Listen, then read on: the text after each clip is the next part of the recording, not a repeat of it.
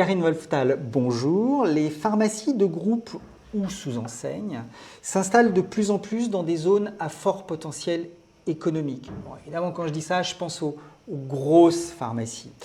Vous, par rapport à cela, voyez-vous un risque de déséquilibre structurel du maillage avec un double mouvement, en quelque sorte, de concentration urbaine et de facto de raréfaction en milieu rural?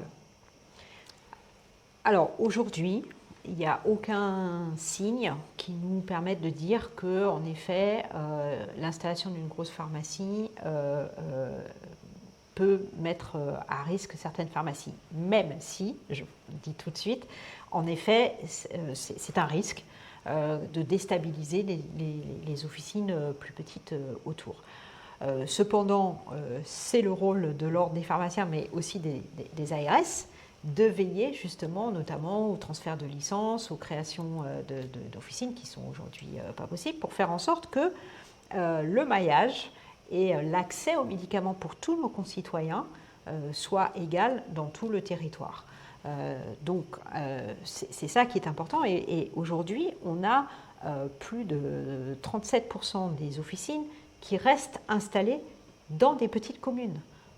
Donc ça, c'est important et il faut le rappeler. Mais quand vous me dites qu'elles restent installées dans des petites communes, est-ce qu'on doit entendre qu'elles restent contraintes et forcées ou bien elles restent parce qu'il y a un réel aussi intérêt, soyons clairs, économique à exercer en tant que chef d'entreprise dans ces territoires qui sont parfois regardés avec un certain mépris aussi du reste du tissu économique?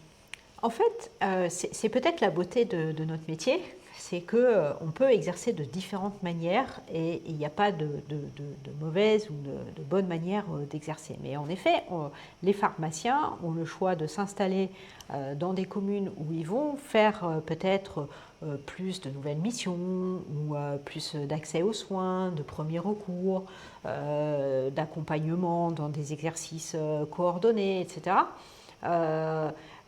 Et ça, c'est quelque chose qui perdurera parce que c'est des métiers passion, parce que les jeunes générations sont aussi attirées par ces métiers-là.